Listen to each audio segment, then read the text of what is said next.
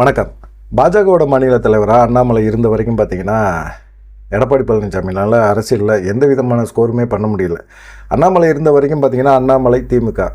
அண்ணாமலை தான் எதிர்க்கட்சி தலைவர் அப்படிங்கிற மாதிரி ஒரு சூழ்நிலை உருவாயிடுச்சு.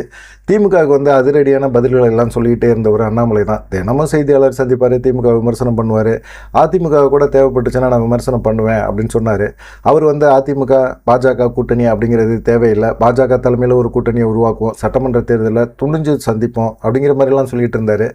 அவரை அமித்ஷா மாற்றி விட்டார். அவருக்கு என்னன்னு கேட்டிங்கன்னா, பாஜக கட்சியில் இருக்க சில சீனியர்கள் எல்லாமே சொல்கிறது என்னென்னா, அவங்க சட்டமன்ற தேர்தலில் ஜெயிக்கணும் அப்படிங்கிறதுக்காகவும் கூட்டணி பலம் வேணுங்கிறதுக்காகவும் அவங்க என்ன செய்கிறாங்க, பாஜக பற்றிலாம் நமக்கு பெருசாக கவலை கிடையாது, தமிழ்நாட்டில் வளருது வரல, அதை பற்றிலாம் நமக்கு தேவை கிடையாது.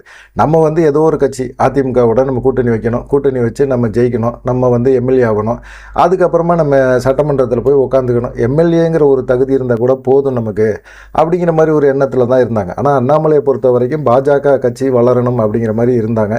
சூழ்நிலை இப்போ மாறி போச்சு. எடப்பாடி பழனிசாமி இப்போ எதிர்க்கட்சி தலைவராக அவர் இப்போ திமுகவுக்கு எதிராக களத்தில் இறங்கி செயல்படுறாரு, பேசுகிறாரு. இப்போ ஒவ்வொரு விஷயத்துக்கும் பார்த்திங்கன்னா, அண்ணாமலையாக இருந்தால் உடனே கவுண்டர் கொடுத்துக்கிட்டே இருப்பார், உடனே பதில் சொல்லிடுவார். எடப்பாடி பழனிசாமி 2 நாள் கழித்து அவருக்கு எழுதி கொடுத்து அதை படித்து அவர் புரிஞ்சுக்கிட்டு அதுக்கப்புறமா செய்தியாளர் சந்திப்பில் அவர் பேசணும். ஆனால் அண்ணாமலைக்கு அப்படி கிடையாது, டக்கு டக்கு டக்கு டக்குன்னு அடிச்சிருவார். அதனால தான் பார்த்தீங்கன்னா திமுக வெஸ் அது பாஜக அப்படிங்கிற ஒரு சூழ்நிலையை அமித்ஷா மாற்றி விட்டார். கட்சியில் பாஜக கட்சியில் தமிழ்நாட்டில் இருக்கிற கட்சி சீனியர்கள் சொன்ன அந்த விஷயத்தை கேட்டு எடப்பாடி பழனிசாமியை இப்போ களத்தில் இறக்கி விட்டுருக்குறாங்க. எடப்பாடி பழனிசாமியும் இப்போ என்ன நினைக்கிறாரு அப்படின்னா, நம்ம திமுக அப்படிங்கிற மாதிரி ஒரு சூழ்நிலை உருவாயிருச்சு அப்படிங்கிற மாதிரி இப்போ அரசியல் களமும் அவருக்கு சார்ந்த மாதிரி இருக்குது. ஒவ்வொரு விஷயத்துக்குமே இப்போ நீட் விஷயத்தில் ஒரு பையன் செத்து போனான்னா, நீட்டை நீங்கள் எனக்கு விளக்குறதுக்கான ரகசியம் தெரியும்னு உதயநிதி ஸ்டாலின் சொன்னார்ல, எங்கே விளக்குனீங்க, இப்போ பாருங்கள் ஒரு பையன் செத்து போயிட்டான்ல அப்படிங்கிற மாதிரி கேள்வியெல்லாம் கேட்குறாரு. நீங்கள் மத்திய அரசோட நீங்கள் தானேங்க கூட்டணி வச்சுருக்கிறீங்க, பாஜக தானே கூட்டணி வச்சுருக்கிறீங்க, நீங்கள் சொன்னால் உடனே பாஜக நீட்டை தமிழ்நாட்டில் வைக்கலாம்ல அப்படிங்கிற கேள்வியெல்லாம் இருக்குது. ஆனால் அதெல்லாம் தாண்டி திமுக என்னென்ன சொன்னாங்களோ அதுக்கு எதிராக இவர் சொல்லணும் அப்படிங்கிற ஒரு எண்ணத்தில் மட்டுமே எடப்பாடி பழனிசாமி பேசுகிறாரு. இப்போ களம் அதிமுக வெஸ் திமுக அப்படிங்கிற மாதிரி இருக்குது. இப்போ இன்றைக்கி அவருக்கு அரசியல் களம் எல்லாமே பார்த்திங்கன்னா அவருக்கு சாதகமான ஒரு சூழ்நிலை உருவாக்குது. அண்ணாமலை இல்லாத வெற்றிடத்தை இப்போ நயினா நாகேந்திரனால் கூட பூர்த்தி செய்யவே முடியல. அது இல்லாமல் பாஜக மேலிடம் என்ன செய்கிறாங்க, ஓபிஎஸ், டிடிவி தினகரன் இவங்கெல்லாம் தேசிய ஜனநாயக கூட்டணியில் இருக்கிறாங்க அப்படின்னு சொல்லிட்டு இவங்கெல்லாம் திமுகக்கு எதிராக பெருசாக செய்தியாளர் சந்திப்பில் பேசவே விட மாட்டேறாங்க. இவங்கெல்லாம் நீங்கள் பேசாதீங்க, எடப்பாடி பழனிசாமி பேசுவார், நீங்கள் எதை பற்றியுமே பேசாதீங்க, திமுகக்கு எதிராக பேசாதீங்கன்னு இவங்க வாயும் கட்டி போட்டு வச்சுட்டாங்க. இப்போ ஓபிஎஸ் என்ன செய்யறது, வெறும் அறிக்கை விட்றாரு. அந்த அறிக்கையெல்லாம் பார்த்தீங்கன்னா எந்த மீடியாக்களையும் வரதே கிடையாது. டிடிவி தினகரன் செய்தியாளர் சந்திச்சா கூட அவர் பெருசாக ஒன்றும் திமுக விமர்சனம் பண்ணுற மாதிரியே தெரியல, பழைய மாதிரி இல்லை. எல்லாருமே உற்சாகத்தை இழந்து நிற்கிறாங்க. அண்ணாமலைன்னு ஒரு நபர் இல்லாதது பாஜக தமிழ்நாட்டில் எவ்வளவு சோர்ந்து போய் கிடக்குது அப்படிங்கிறது தான் இருக்குது. இப்போது இப்படி ஒவ்வொருத்தங்களையும் திமுக எதிர்க்கக்கூடிய நபர்கள் எல்லாத்தையுமே கட்டி போட்டு வச்சுட்டு எடப்பாடி பழனிசாமி மட்டுமே பேசட்டுங்க அப்படிங்கிற மாதிரி ஒரு உத்தரவு பாஜக மேலிடம் எடப்பாடி பழனிசாமி கொடுத்துருக்கு. அப்படின்னா எடப்பாடி பழனிசாமி அது சாதகமாக பயன்படுத்திக்கிறாரா அப்படிங்கிறத தாண்டி அண்ணாமலை அளவுக்கு பண்ண முடியலங்க அப்படிங்கிறது தான் உண்மையான குற்றச்சாட்டு. இப்போ அண்ணாமலை இல்லாதது பாஜகவுக்கு வளர்ச்சியே கிடையாது. தமிழ்நாட்டை பொறுத்த வரைக்கும் பாஜகவுக்கு மிகப்பெரிய ஒரு தோல்வி தான். பாஜக ஒரு லெவலில் வளர்ந்து நின்றது அண்ணாமலை சொன்ன மாதிரி நாடாளுமன்ற தேர்தலில் எப்படி நம்ம தலைமையில் ஒரு கூட்டணியை வச்சு நின்றோமோ அதே போல் நம்ம கூட்டணியை வச்சு நம்ம நிற்போம் அப்படின்னு தான் அவர் சொல்கிறார். திமுக வீழ்த்தணும் அப்படிங்கிறத தாண்டி நம்ம கட்சி வளரணும் அப்படிங்கிற ஒரு எண்ணம் அவருக்கு இருந்தது. ஆனால் திமுக வீழ்த்தி என்ன பண்ண போகிறோம், மக்கள் திமுக ஓட்டு போடணும் அப்படின்னு நினைச்சாங்கன்னா போட்டுட்டு போகிறாங்க. அதே போல் அதிமுக நம்ம வளர்த்து விடுறதுனால நமக்கு என்ன பிரயோஜனம் அப்படிங்கிற மாதிரி பாஜகவிலேருந்து அண்ணாமலை கேள்வி தான் கேட்டார். அமித்ஷாட்டையும் அதே கேள்வி தான் கேட்குறாரு. நம்ம எடப்பாடி பழனிசாமி வளர்த்து விடுறதுனால என்ன நடக்க போகுது, ஒன்றுமே நடக்க போகிறது இல்லை, துரோகம் தான் நமக்கு செய்ய போகிறாரு அப்படிங்கிறது தான் சொன்னார். அது தொகுதி பங்கீட்டு சமயத்தில் கண்டிப்பாக அதுக்கான ஒரு பிரச்சனை எல்லாமே உருவாகும் அப்படிங்கிற மாதிரி இருக்கிறாங்க. ஆனால் இவர் என்ன செய்கிறாரு, திமுகவுக்கு எதிரான ஒரு புது டீமை ஒன்று உருவாக்கி வச்சுட்டு அவரும் ஐடி விங்கிலையும் சரி எல்லாத்துலேயும் சரி அவருமே எப்படியாவது நம்ம திமுக தினம் ஏதாவது ஒன்று விமர்சனம் பண்ணிக்கிட்டே இருக்கணும் அப்படிங்கிற மாதிரி ஒரு விமர்சனத்தை பண்ணிக்கிட்டே இருக்கிறார். இது பெருசாக அதிமுகவுக்கு பலத்தை கொடுக்குதா அப்படிங்கிறத தாண்டி பாஜக பலகீனமாகிட்டே போயிட்டுருக்குது அப்படிங்கிறது தெளிவாக தெரியுது. தேசிய ஜனநாயக கூட்டணியில் இருக்கவங்க யாரையுமே பேசக்கூடாது, திமுகவுக்கு எதிராகவோ சரி எடப்பாடி பழனிசாமிக்கு எதிராகவோ எந்த விதமான ஒரு கமெண்ட்டும் கொடுக்காதீங்க அப்படிங்கிற மாதிரி ஒரு உத்தரவுனால இவங்க எல்லாம் அடக்கி வசிச்சுட்டே இருக்காங்க. சரி, அண்ணாமலையை தான் மாற்றிட்டாங்க, நயினா நாகேந்திரனை கொண்டாந்துருக்காங்கல்ல, நயினா நாகேந்திரன் வந்து பேசலாம்ல அப்படிங்கிற கேள்வியெல்லாம் எல்லாருமே கேட்குறாங்க. நயினா நாகேந்திரன் என்ன, அவர் பாஜக கட்சிக்கார மாதிரியே இல்லை, இன்னமும் அதிமுக கட்சிக்கார மாதிரியே தான் இருக்கிறாரு.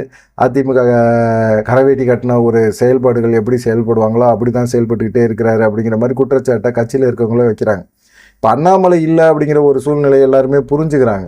என்னடா அது, கட்சியில் இருக்க சீனியர்கள் வந்து அவங்களுடைய சுயநலத்துக்காக அவங்களுக்கு ஒரு எம்எல்ஏ சீட்டு கிடைக்கும், அந்த எம்எல்ஏவாக ஜெயிச்சு எம்எல்ஏவாக போவோம், கூட்டணி பலம் இருந்தால் தான் எம்எல்ஏ ஆக முடியும் அப்படிங்கிற ஒரு அவநம்பிக்கையிலே இன்னும் சுற்றிக்கிட்டு இருக்கவங்களுக்கு கையில் கட்சியை கொடுத்து என்ன பண்ணுறது? அண்ணாமலை துணிச்சலாக ஒரு முடிவு எடுக்கிறாருல, அந்த முடிவை வரவேற்று பாஜக மேலிடம் அவர் மேலே நம்பிக்கை வச்சு செயல்படுங்க அப்படிங்கிற மாதிரி சொல்லியிருக்கலாம். ஆனாலும் பார்த்தீங்கன்னா நயினா நாகேந்திரன் வந்து எடப்பாடி பழனிசாமிக்கு எதிராக என்னத்தை பேசுகிறாரு, திமுகவுக்கு எதிராகவும் பெருசாக பேசுகிற மாதிரியே தெரியல.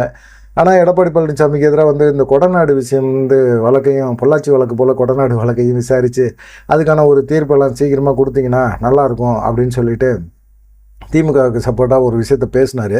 இது வந்து தான் எடப்பாடி பழனிசாமிக்கு கொஞ்சம் உறுத்துற மாதிரி ஆயிடுச்சு. உடனே அவருக்கு தான் மேல் இடத்துல எல்லாத்துலேயுமே தெரியும்ல, அவங்கள்ட்ட எல்லாம் பேச்சுவார்த்தையெல்லாம் நடத்தி இது மாதிரி நயினா நாகேந்திரன் கூட இப்போ எனக்கு எதிராக பேசுகிற மாதிரி தெரியுது, நீங்கள் இதெல்லாம் வந்து இப்படி பேச வேணான்னு சொல்லி வைங்கன்னா அவரையும் ஆஃப் பண்ணி விட்டாங்க.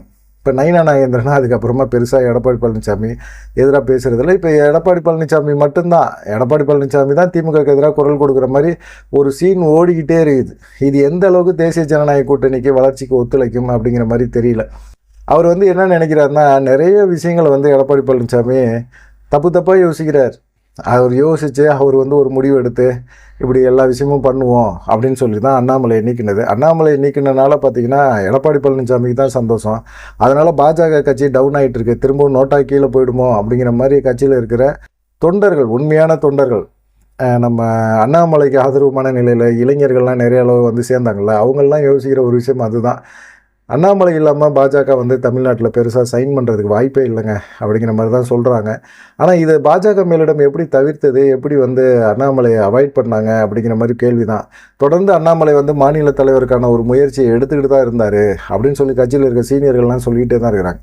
ஆனால் சொல்கிறாங்க, ஆனால் அவருக்கு எதிராக தான் அங்கே வந்து மேலே வந்து காய் நவுத்துனாங்க. அண்ணாமலை இருந்தால் அதிமுகவோட நம்ம கூட்டணி பேரம் பேச முடியாது அப்படின்னு சொல்கிறாங்க. ஏன்னா பாஜகவில் வந்து கட்சியில் இருக்கிற முக்கியமான தலைகள், பெருந்தலைகள் எல்லாமே பார்த்திங்கன்னா எடப்பாடி பழனிசாமியோட ரகசிய டையை போட்டு வச்சுருக்கிறாங்க.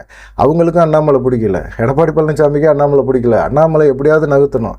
ஆனால் அண்ணாமலை சட்டமன்ற தேர்தல் வரைக்குமாவது நான் சொல்கிறத கேளுங்க அப்படின்னு பாஜக மேலிடத்தோட எவ்வளவோ அழுத்தம் கொடுத்து பார்த்தார். பாஜக மேலிடம் அதெல்லாம் பெருசாக கண்டுக்கவே இல்லை. அவர் வந்து கூட்டணிக்குள்ளே வரணும்னு நினைக்கிறாரு.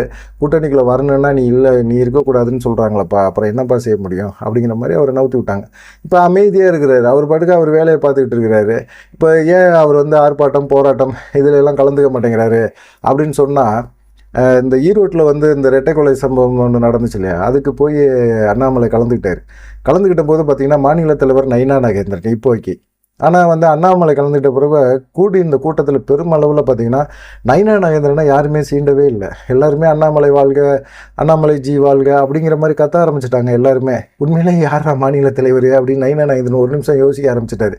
ஒருவேளை திடீர்னு அறிவிப்பு கொடுத்து மாற்றிட்டாங்களோ அப்படிங்கிற மாதிரி. இந்த மாதிரி ஒரு தர்ம சங்கடமான ஒரு சூழ்நிலையை நயினா நாகேந்திரனுக்கு உருவாக்கக்கூடாது அப்படின்னு சொல்லிட்டுலாம் உண்ணாவிரத போராட்டமா, ஆர்ப்பாட்டமா, ஏதோ ஒன்று நடக்குது, பாஜக சார்பாக நடக்குது, இந்த பேரணி நடக்குது, இதுக்கெல்லாம் வந்து அண்ணாமலை கலந்துக்க மாட்டேங்கிறாரு.